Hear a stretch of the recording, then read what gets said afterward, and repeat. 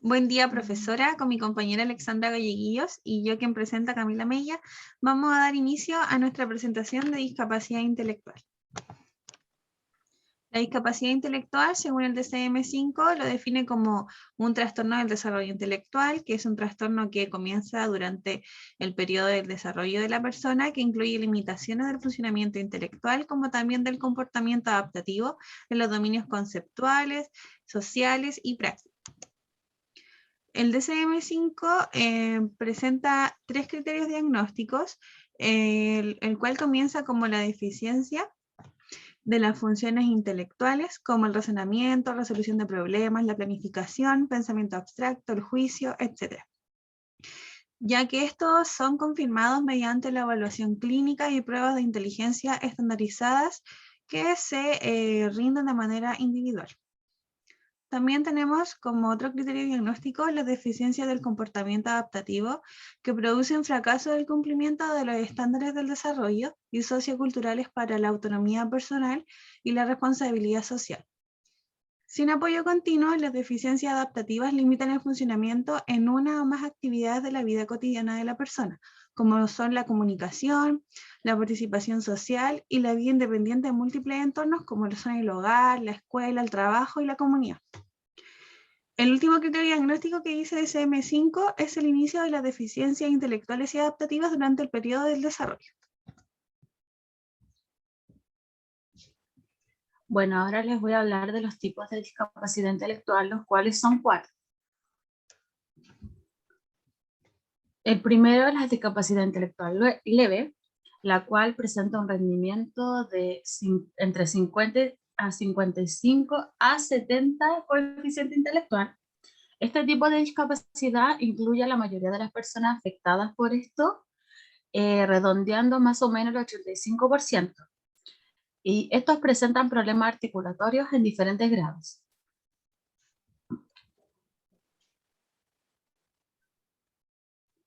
En cuanto a las áreas de este tipo de discapacidad, está el área conceptual, en donde las personas presentan dificultad en el aprendizaje de habilidades académicas. En el área social, las personas presentan una inmadurez en las interacciones sociales, tienen una comunicación que es concreta o inmadura, dependiendo de su rango etario, y presentan irregularidad en sus emociones. En el área práctica requieren de apoyo para poder realizar sus actividades complejas de la vida diaria. Las actividades simples las pueden realizar de manera autónoma. El área de comunicación y lenguaje presentan una lentitud en sus habilidades lingüísticas y habilidades pragmáticas conversacionales, y también se les dificulta la expresión y comprensión, pero más principalmente la expresión.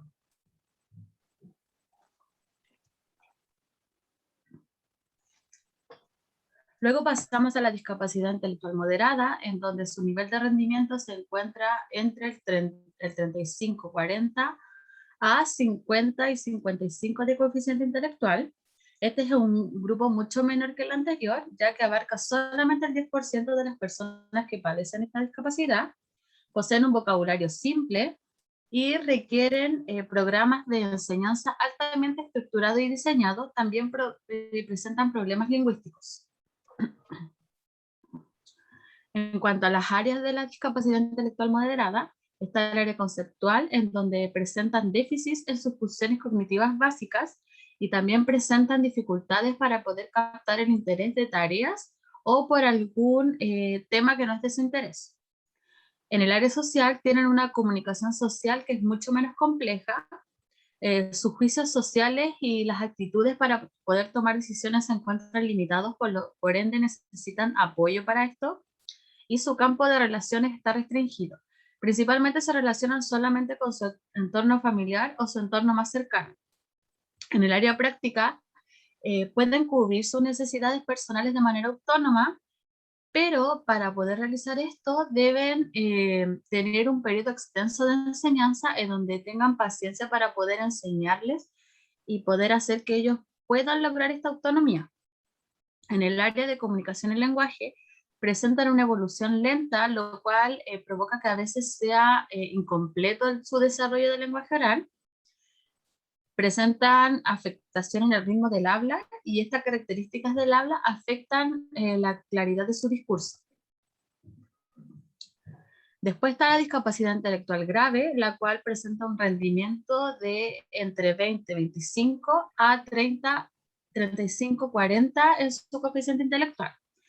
Tienen una adquisición en el lenguaje durante sus primeros años, pero este suele ser muy escaso, y presentan una conducta adaptativa que esta afecta todas sus áreas del desarrollo del lenguaje.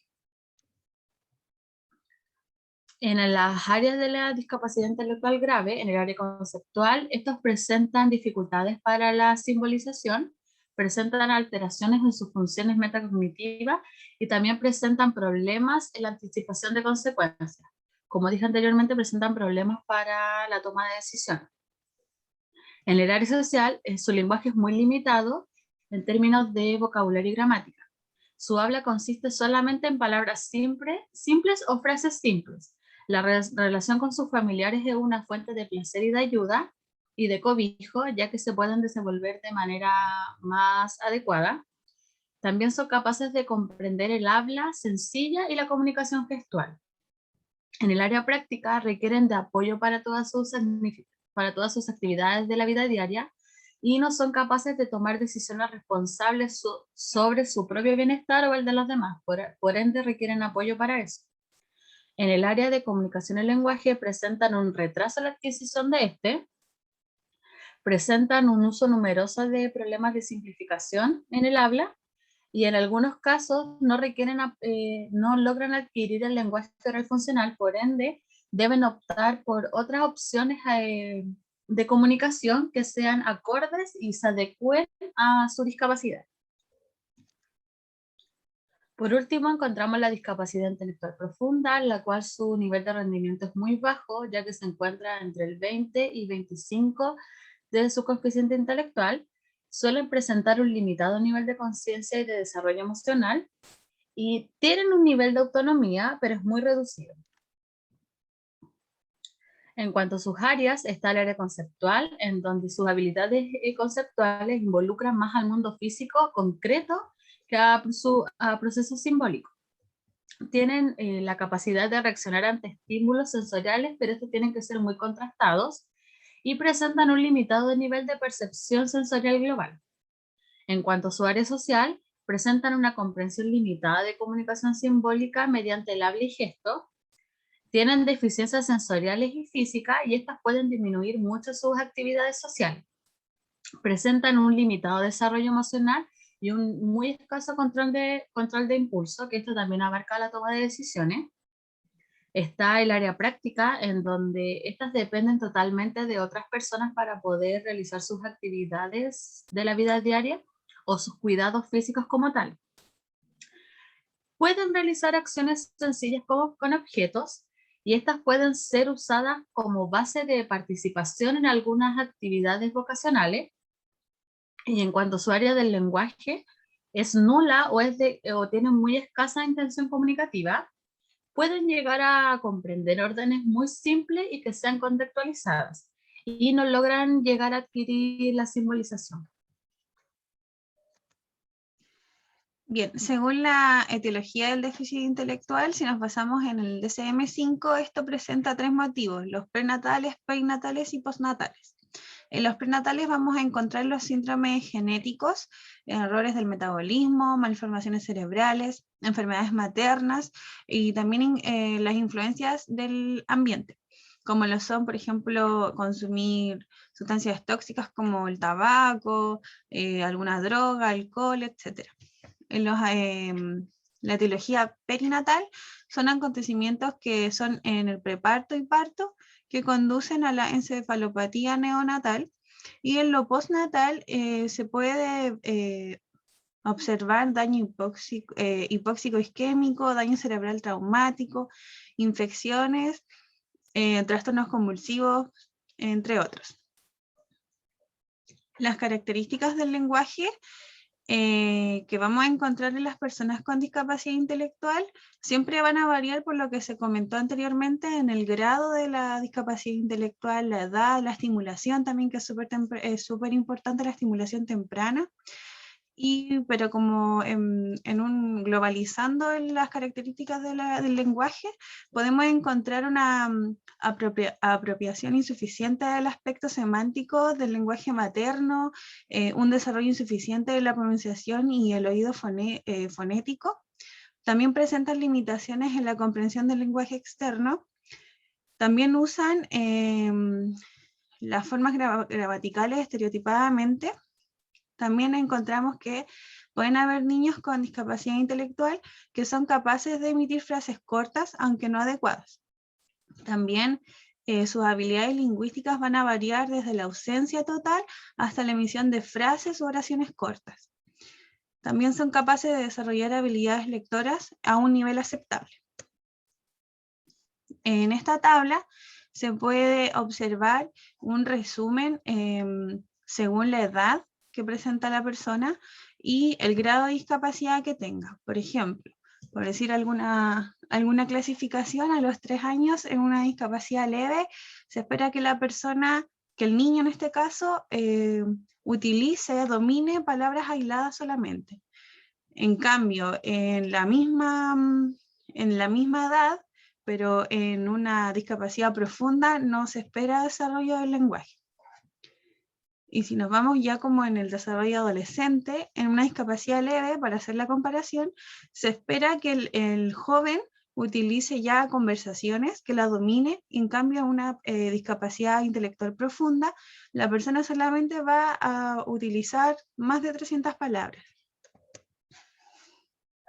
Como dijimos anteriormente, los niveles del lenguaje van a estar alterados, todos, fonético, fonológico, morfosintáctico, semántico, pragmático, pero todo esto va a variar de la estimulación, del grado de severidad de la discapacidad intelectual, entre otros factores. ¿Ya? Pero, por ejemplo, en el nivel fonético, fonológico, podemos encontrar que son capaces de aprender fonemas, pero de manera más lenta que las demás personas.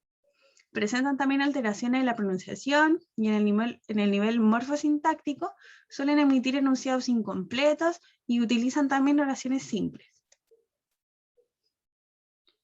En el nivel léxico-semántico se presenta un vocabulario reducido y concreto y que está ligado siempre al contexto en el que se encuentre. Y en el nivel pragmático, su lenguaje comprensivo es mejor que el expresivo y también pueden presentar poca intención comunicativa. En los códigos, por ejemplo, del CIE-11, se clasifica dentro del trastorno del desarrollo intelectual sin especificar, y en el código CIF aquí se instala como en funciones intelectuales, ya lo que se define como funciones mentales generales necesarias para comprender e integrar de forma constructiva a diferentes funciones mentales, incluyendo todas las funciones cognitivas y su desarrollo a lo largo del ciclo vital. Esto incluye funciones del desarrollo intelectual, retraso intelectual, retraso mental y demencias. Y con la referencia cerramos nuestra presentación. Gracias por su atención, profesora.